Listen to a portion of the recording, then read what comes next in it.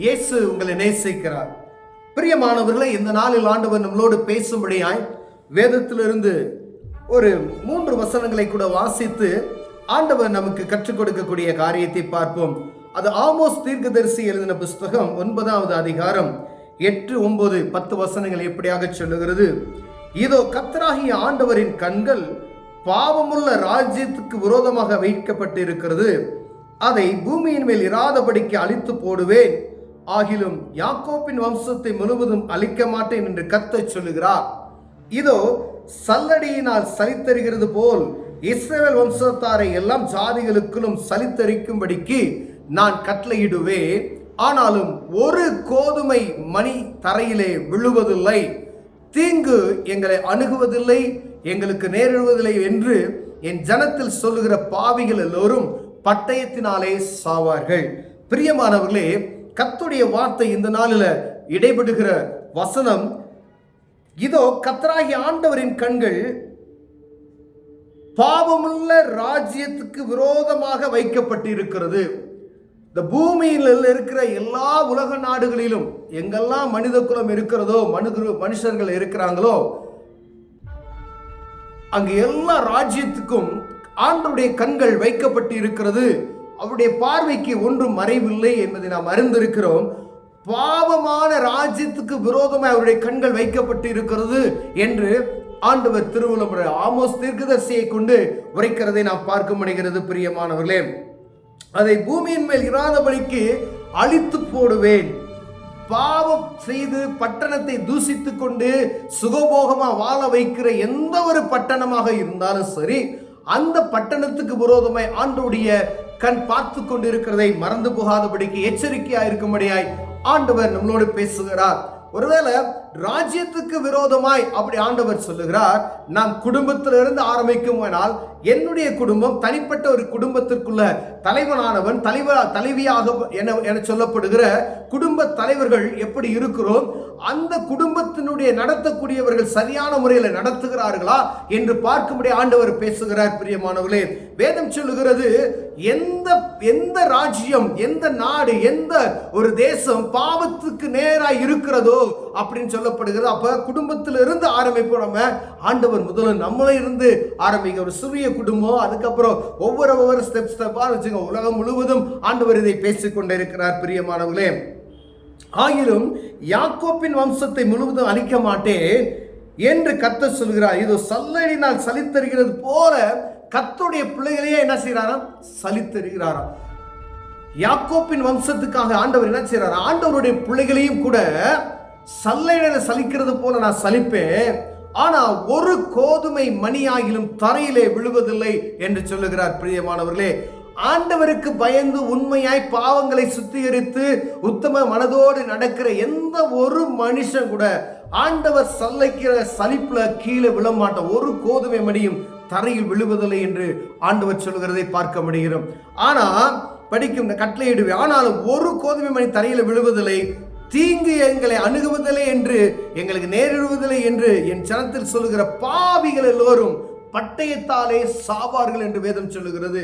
இதெல்லாம் நடக்கும், அப்படியா இப்படியா அப்படின்னு சொல்லி பேசுறாங்க பார்த்தீங்களா? ஒரு மனுஷன் கூட தப்பிக்க முடியாது என்று வேதம் தெளிவாக சொல்லுகிறது.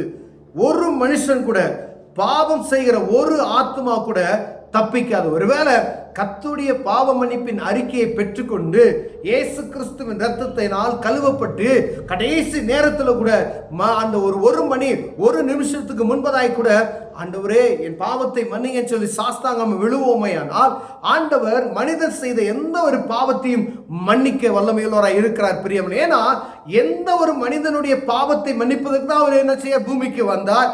மனுஷனுடைய பாவத்தை கழுவி அவங்களை சுத்திகரித்து தன்னுடைய பிள்ளைகளாய் சேர்த்து கொள்ளும்படியாய் வந்தார். எந்த நேரத்தில் ஒரு மனுஷன் இதை உணர்ந்து கொள்ளுகிறானோ அவன் பாவமற சுத்தமாக்கப்படுகிறான். பிரியமானவர்களே, கிறிஸ்துவின் இரத்தத்தினாலே அவன் சுத்தமாக்கப்படுகிறார்.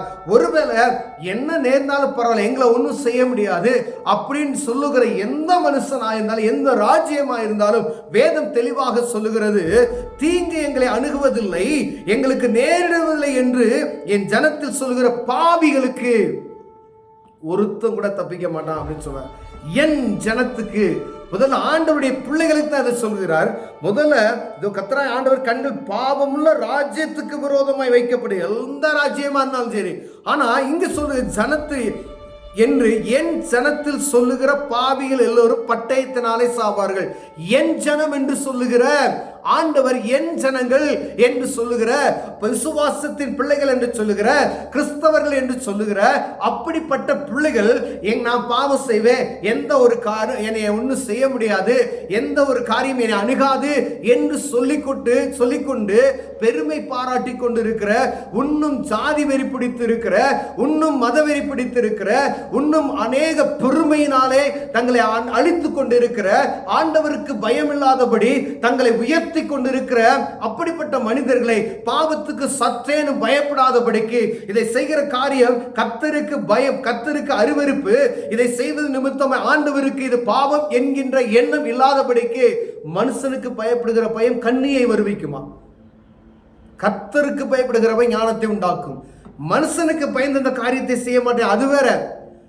ஆண்டவருக்கு பயந்து இது பாவம், என் தெய்வத்துக்கு இது பிடிக்காது, இது பரிசுத்தத்தை கெடுக்கும் அப்படின்னு சொல்லி இருதயம் உள்ள மனுஷன் தப்பிக்கப்படுவான். ஆனா எப்படிப்பட்ட மனுஷனா இருந்தாலும் சரி, என் ஜனத்துல மார்தட்டி கொண்டு சொல்லிக் கொண்டு இருக்கிற, என்ன ஒன்னும் செய்ய முடியாது, எந்த தீங்கு என்னை அணுகாது என்று சொல்லிக் கொண்டு இருக்கிற பாவிகள் எல்லாரும் அழிந்து போவார்கள் என்று வேதம் சொல்லுகிறது. பிரியமானவர்கள், கேட்கறதுக்கு கஷ்டமா இருக்கும் இந்த வார்த்தைகளை, கடினமான வார்த்தைகளை உள்வாங்கிக் கொண்டு ஆண்டவருடைய சத்தத்துக்கு செவி கொடுப்போமே. ஆனால் ஆண்டவர் நம்மை காத்து நம்மளை பரிசுத்தப்படுத்தி அவர் சொல்ற ஒரு கோதுமை மணினால என்ன செய்யாதான் கீழே விழுகாதான். நீங்க ஆண்டவரே என்று சொல்லிட்டீங்கன்னா கிருபை இறங்கும். அவர் பாவத்தை மன்னிக்கிறார். எப்படிப்பட்ட பாவத்தை மன்னித்து அவருடைய பிள்ளையாய் சேர்த்துக் கொள்ளுகிறார். பிரியமானவர்களே, அப்பொழுது அவர் சலிக்கிற சல்லடையிலிருந்து ஒரு கோதுமை மணியும் ஒரு நல்ல மனிதனும் கீழே விழுவதில்லை, ஒரு கர்த்தருடைய பிள்ளையும் கீழே விழுவதில்லை. நான் கர்த்தருடைய பிள்ளை என்று சொல்லிக்கொண்டு பாவத்தை மேற்கொண்டு செய்து கொண்டு இருக்கிற எப்படிப்பட்ட மனிதனும் என்ன செய்வானா, அந்த சல்லடையில அதுல தப்பிக்கவே முடியாது என்று ஆண்டவர் சொல்லுகிறார். இதெல்லாம் சல்லடையில கீழே விழுகிறது. சபையில் ஆதி சபையில இருந்து அப்படியே சல்லடை போட்டு சலிச்சுக்கிட்டே வராரு பார்த்தீங்களா, அப்படியே சலிச்சுக்கிட்டே வராரு. சபைகள் மாறிக்கொண்டே இருக்கிறது. இத்தனை ஏக்கர் இடம் இருந்தாலும் சரி, ஒரு பிரச்சனை இல்லை. 10க்கு 10 ரூம்ல ஆண்டவருடைய நாமத்தை 10 பேர் ஆண்டவர் பரலோக ராஜ்யத்துக்கு கொண்டு போனார், பெரிய மகிமையா இருக்கும். எவ்வளவு இடம் இருக்கிறது பெரியல, எத்தனை ஆத்துமா இருக்கிறது பெரியல, இருக்கிற ஆத்துமாகள் ஆண்டவருக்கு முத்தாய் இருக்கிறதா என்று பார்க்கும்படி ஆண்டவர் விரும்புகிறார். பிரியமானவர்களே, அப்படிப்பட்ட சபையில் இருக்கக்கூடிய ஒரு கண்மணி கூட, ஒரு கோதுமை மணி கூட தரையில் விழுவதில்லை என்று ஆண்டவர் சொல்லுகிறார். ஒருவேளை இதை பார்த்து கொண்டிருக்கிற என் அன்பு சகோதரனே, சகோதரியே, நாம் நினைக்கலாம் ஆண்டவர் தண்டிக்கிறவர் அல்ல, ஒருவேளை அவரு பாவ மன்னிப்பை கொடுக்கிறவர் என்று இருதயத்தில் நினைத்துக் கொண்டு பாவ அறிக்கை பண்ணாதபடி இருப்போமேனால், மீண்டும் மீண்டுமாய் பாவத்தை செய்து கொண்டுமே இருப்போமேனால், ஆண்டவர் சொல்கிறார் என் ஜனங்கள் ஒருவரும் தப்பித்து போவதில்லை என்று ஆண்டவர் சொல்லுகிற இந்த சத்தத்தை ஆண்டவர் நம்மளோட மீண்டும் மீண்டுமாய் பேசிக் கொண்டிருக்கிறார். பிரியமானவர்களே, ஒருவேளை ஆண்டவருடைய பேரை நான் ரட்சிப்பு அனுபவத்தைப்பட்டுட்டேன், நான் கிறிஸ்தவனா மாறிட்டேன், கிறிஸ்தவனா இருக்கிறேன், நான் பரம்பரை கிறிஸ்தவனா இருக்கிறேன் அப்படின்னு சொல்லிட்டு ஆண்டவரை அறிந்து கொண்ட பின்பதாய் பாவம் மீண்டும் மீண்டுமாய் செய்து கொண்டுமே இருப்போமே ஆனால் அவருடைய பார்வைக்கு தப்பித்து கொள்ள முடியாது என்று ஆண்டவர் சொல்லுகிறார். பிரியமானவர்களே, ஆண்டவருடைய பார்வைக்கு எந்த ஒரு மனுஷனும் தப்பிக்க முடியாது. மனுஷன் முகத்தை பார்க்கிறார், கர்த்தரோ இருதயத்தை பார்க்கிறார்.